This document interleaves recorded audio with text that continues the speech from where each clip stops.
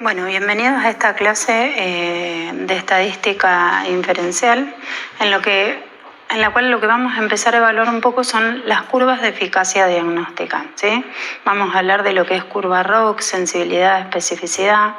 Los objetivos de esta clase es comprender las herramientas estadísticas que ustedes pueden utilizar para entender o comprender la capacidad de discriminación de pruebas diagnósticas que sean dicotómicas, ¿sí? Y comprender la sensibilidad en función de los falsos positivos, que es el complementario a la especificidad, para los distintos puntos de corte a través de este programa que utilizamos en clase, que es el GraphPad. Nosotros sabemos que la curva ROC, que es una curva que permite estimar una eficacia diagnóstica, lo que nos permite es utilizar una escala continua y predecir un punto de corte y cuando alcanzan la máxima relación entre la sensibilidad y la especificidad. Un test que es hipersensible, es decir, que puede levantar cualquier cosa, pero poco específico, difícilmente no sea un gran test de discriminación. Y un test que es muy específico pero no tiene nada de sensibilidad tampoco nos va a servir. Entonces siempre vamos a estar en ese juego de que alcance la mayor relación sensibilidad y especificidad. Y la otra cosa que se puede utilizar, además de encontrar ese punto de corte que nos va a predecir la mayor asociación entre sensibilidad y especificidad, es discriminar test diagnósticos, ¿sí? O evaluar, por ejemplo, algunas escalas que sean numéricas para ver si tienen poder de discriminación respecto de un gol estándar, ¿sí? A veces, por ejemplo, hay algunos test, pretest, que se utilizan cuando el test estándar o es muy dificultoso de hacer o los turnos demoran mucho tiempo en hacer. Poder evaluar algunas de estas escalas pretest, a ver cuánta probabilidad de predicción tienen sobre un gol estándar, son de mucha utilidad. Sobre todo entendiendo cuál es la especificidad, es decir, la proporción de personas sin enfermedad con resultado negativo y la proporción de verdaderos positivos respecto del total de los pacientes son altamente importantes. Entonces los dos parámetros un poco que vamos a jugar en las curvas ROC son la proporción de sensibilidad y la de especificidad. Claramente, la sensibilidad aumenta cuando disminuye la especificidad y viceversa. Matemáticamente, la sensibilidad es 1 menos la especificidad y viceversa. Y las curvas que nos va a arrojar el programa van a ser estas de sensibilidad y especificidad, que ustedes lo pueden setear para que se los ponga en términos de decimales, entendiendo que es también la probabilidad. Por ejemplo, el punto que está más alejado de la recta diagonal, que es este que nos da una sensibilidad prácticamente del 0,9, la podemos interpretar como el 90%, con una especificidad del 10%, que es bajita, y así a medida, si me voy moviendo de la curva, cuánto nos va a representar. Y siempre también el otro gran indicador poderoso de cuánto poder de predicción tiene mi gráfico es el área bajo la curva ROC, entendiéndose que el área bajo la curva ROC es el área que queda comprendida en este gráfico entre la curva roja y la recta diagonal. Ahora, esta capacidad discriminativa de la curva ROC está relacionada a el área bajo la curva. Esa área bajo la curva va a ser entre 0 y 1. Mientras más cercano a 1, más probabilidades tiene de tener un poder discriminativo bueno. Y cuando es 0,5, el poder discriminativo prácticamente es nulo. Entendiendo que es lo mismo, una probabilidad del 50% es tirar una moneda al aire y podría ser asociado al mismo resultado. Así que siempre mayor a 0,65, 75, más cercano a 1, va a tener mayor probabilidad de discriminar el pretest de esta persona. Acá tienen una ayuda de memoria para que ustedes lo recuerden, pero a grosera vista, si yo les estuviera hablando de que yo quiero probar 2 test de predicción de una enfermedad y un test me da la curva verde y el otro test me da la curva roja, ustedes rápidamente pueden darse cuenta que la curva roja tendría mayor área bajo la curva porque ocupa mayor espacio entre la curva roja y la línea negra que la curva verde y la línea negra. Y eso significa obviamente que tiene mayor capacidad de predicción, ¿sí? Ahora, vamos a usar un ejemplo con nuestra base de datos y vamos a suponer esta hipótesis. La cantidad de litros de agua que toma un sujeto predice mejor la obesidad que su edad. Volviendo al ejemplo que venimos trabajando siempre, esta base de datos que hicimos la encuesta en la calle y podríamos hipotetizar, obviamente con referencias bibliográficas, esto es simplemente un ejemplo a modo de ejemplo figurativo, que la edad podría estar asociada con el sedentarismo de las personas y esto tener un impacto en su índice de masa, y la cantidad de litros de agua también podría de alguna manera relacionarse con la obesidad. Entonces, volvemos, como siempre dijimos, ya no estamos en estadística descriptiva, estamos en métodos que tienen que ver más con una estadística inferencial y nos vamos a posicionar en la base global de pacientes, a partir de la cual vamos a filtrar nuestros pacientes. Y para poder analizar la eficacia y una curva ROC, lo que tenemos que entrar es como si fueran variables continuas, porque lo que vamos a evaluar es pacientes obesos o pacientes no obesos, pero las dos variables que nosotros vamos a evaluar su eficacia diagnóstica son la edad y la cantidad de litros de agua que toman, ¿sí? Que son dos variables continuas. Entonces, lo que vamos a hacer es vamos a filtrar obeso o no obeso y estas dos variables continuas en ambos grupos.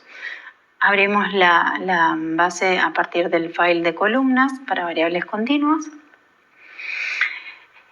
Y tienen que tener mucho cuidado en no equivocarse en esta única parte, que es cómo migro las variables a la matriz de datos. Si mi primer test para ver el diagnóstico es la cantidad de litros de agua que toman, yo lo que tengo que hacer es en mi base de datos, en el Excel, filtrar los obesos, ¿sí? Y los no obesos. Primero los obesos, y lo que yo voy a filtrar, selecciono solamente los obesos, es la cantidad de litros de agua que toman los obesos y copio y pego la cantidad de litros de agua que toman solo los sujetos obesos en la fila del grupo B. Y en la fila del grupo A hago lo mismo, filtro los no obesos, es decir, me voy a la columna que dice obesos 0 y 1, voy a filtrar los ceros en el caso de los no obesos, pero la variable que voy a exportar a el GraphPad es la variable continua de la cantidad de litros de agua que toman los no obesos, ¿sí? Entonces, una vez que hice eso, me voy a ir a analizar y fíjense que en análisis estadístico de columnas tienen la posibilidad de seleccionar curva ROC, ¿sí? Entonces marcamos la curva ROC y por default les da la posibilidad de hacerlo en fracción o en porcentaje. Ustedes pueden elegir como más les guste. A mí me gusta seleccionar en porcentaje y les da en un intervalo de confianza del 95% con los dos grupos de pacientes. Fíjense que les dan dos medidas. Los resultados vienen agrupados en dos columnas. Una primera columna que es el área de la curva ROC. En este caso, el área de la curva ROC me da 0,61. Estamos muy cerca de 0,05, con lo cual el poder de discriminación ya sabemos que es bajo para la cantidad de litros de agua que toman. O sea, estamos diciendo hay pocas chances de que la cantidad de litros de agua que toma una persona se asocie con si es obeso o no es obeso. No nos va a servir para discriminar, ¿sí? Les da un área bajo la curva con un error estándar y un intervalo de confianza. Acuérdense que el intervalo de confianza, si no atraviesa el 1, decíamos que era estadísticamente significativo. Y les da también un valor de P. Como el intervalo de confianza es entre 0,53 y 0,70, que no atraviesa el 1, el valor de P les da significativo, pero siempre teniendo el recaudo de que el área bajo la curva tiene un poder de discriminación sumamente bajo. O sea que por más que la P sea significativa, mucho impacto estadístico no tiene.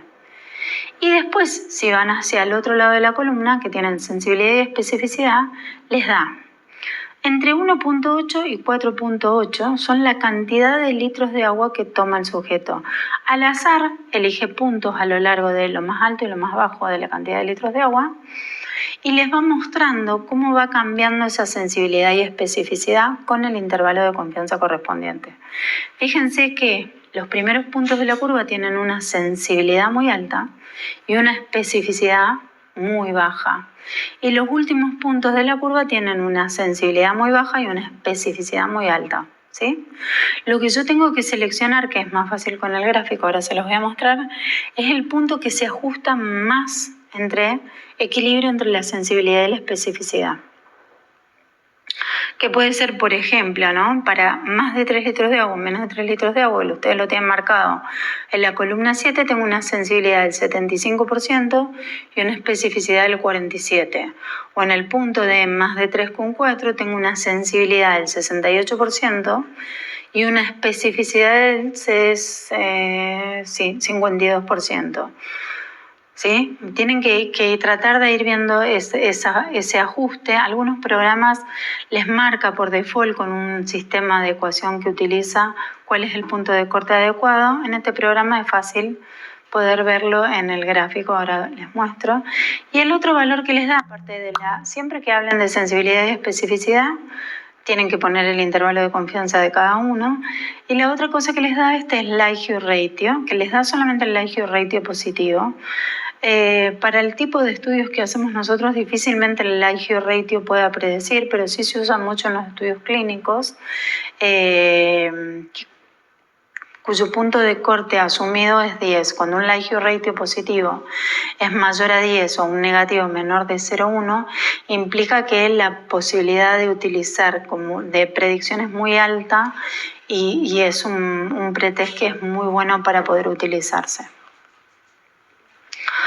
Entonces, fíjense esta curva ROC que nosotros habíamos construido que indica la sensibilidad y el 100 menos la especificidad, y habíamos dicho que lo que nosotros pusimos en los datos era la cantidad de litros de agua que toman los sujetos no obesos versus la cantidad de litros de agua que toman los sujetos obesos, a ver si hay un punto de corte que nos permita predecir de alguna manera que el sujeto, si toma más de esa cantidad de litros de agua, tiene menos chance de ser obeso. Si evalúan esta recta, vemos que hay una pancita que está cerca del 50% de especificidad y el 75% de especificidad, de sensibilidad, que es el punto que tiene mayor distancia entre la línea punteada, ¿sí? Ese punto, si yo me posiciono en ese punto, en el GraphPath voy a poder ver cuál punto es exactamente. En que ahí lo tienen marcado y me dice que es en la columna 8. Y en ese punto de la columna 8, la sensibilidad que está en el eje de las X, la sensibilidad que está en el eje de las Y me da 75,9% y la especificidad me da 52%.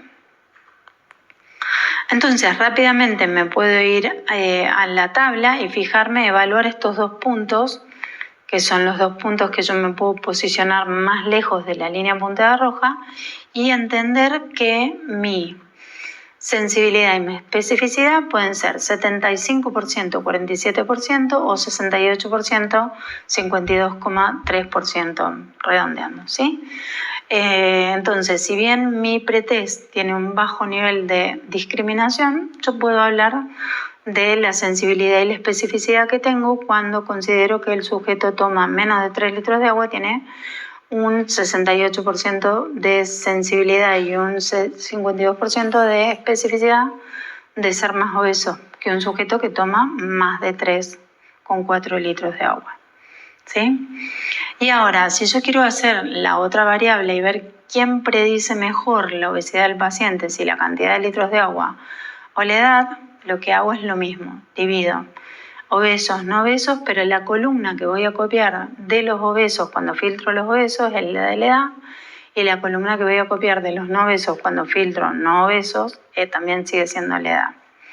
Hago lo mismo, puedo dejar que el programa corra solo porque ya lo habíamos, si reemplazo los valores ya lo corrí, y me da un área bajo la curva de 0,75 con un valor de P estadísticamente significativo, me da esta curva que tienen ustedes a la derecha. En área bajo la curva, claramente el área bajo la curva de la edad predeciría mejor porque tiene un área bajo la curva mayor que el área de la curva que habíamos obtenido con la edad, ¿sí? La cantidad de litros de agua, perdón. A la derecha, a mi derecha tienen la cantidad de litros de agua, a mi izquierda tienen la edad. Es decir que si hablamos de poder de predicción, tendrían mejor poder de predicción la edad que la cantidad de litros de agua que el sujeto toma. Ahora, a veces yo estoy utilizando un pretest, ahora hablamos de otros ejemplos que puedan ser mejor utilizados. A veces cuando intento hacer un pretest, por ejemplo, si estoy en una cirugía y estoy utilizando una malla para que coloco en un paciente que tiene una hernia, a veces hay gente que, digamos, entiende que el diámetro de la malla me puede predecir la cantidad de recidivas y eso también lo puedo evaluar y evaluar si hay un punto de corte con la malla, pero muchas veces cuando mi cantidad de evento, por ejemplo recidivas, es chiquita y tengo pocos pacientes que van a tener recidivas, entonces me va a quedar una columna muy grande y una columna muy chiquita al lado, la curva ROC pasa por la línea punteada. Cuando la curva ROC tiene este aspecto que atraviesa la recta diagonal, no tiene sentido mostrar los datos, no tiene sentido mostrar su capacidad de predicción porque no se ajusta a los estándares de una curva ROC. Y siempre que ustedes intentan mandar una sensibilidad, especificidad y área bajo la curva sin la recta, los revisores de su trabajo se van a permitir dudar. Así que eso es algo muy común que pasa cuando la cantidad de eventos que yo estoy buscando es pobre o muy chiquita. ¿Sí? Bueno, acá les dejo un material de lectura. Después en una clase de repaso vamos a probar con algunas otras ejemplos que pueden ser más claros, pero por ejemplo, hay algunos pretest que se usan mucho en la predicción de enfermedades complejas como subdiagnosticadas, como las apneas de sueño, el stop band que mide índice de masa, ancho del cuello, edad, ser hombre, etcétera, que son un montón de parámetros que están relacionados con la probabilidad de tener apneas de sueño. Si yo en mi hospital o en mi centro no hago poligrafía respiratoria ambulatoria y hago polisomnografía, que el paciente tiene que quedar internado, los tiempos de espera son muy largos, está demostrado en numerosos trabajos que el stop band, que este pretest que yo puedo hacer rápidamente con el paciente, tienen un alto poder de predicción y eso se ha hecho con una curva ROC. Entonces yo ya sé que cualquier paciente que yo le hago este pretest que tenga más de 5 factores, un score de más de 5 en este score, tiene un alto pretest positivo. Y si yo tengo un turno de varios meses, y a lo mejor puedo tomar una decisión terapéutica provisoria hasta que le dé turno. Para este tipo de evaluaciones se utilizan mucho las curvas ROC y la otra cosa es para poder entender, cuando yo leo un trabajo y tengo un punto de corte, por ejemplo, de troponina al final de la cirugía como un predictor de mortalidad. Para cada serie, esos puntos de corte a veces se modifican por las características propias de nuestra población. Otros scores que predicen sobrevida de pacientes con estatus epilépticos como el EMS y el STES, también poder entender en mi población cuál es el pretest, cuáles son los valores de corte que se ajustan con mayor especificidad sin poner en riesgo la sensibilidad, son evaluaciones muy útiles para hacer con este tipo de análisis y no son complejas, así que los invito a explorarlos y cualquier duda la pueden consultar y acá dejo material anexo de literatura. Muchas gracias.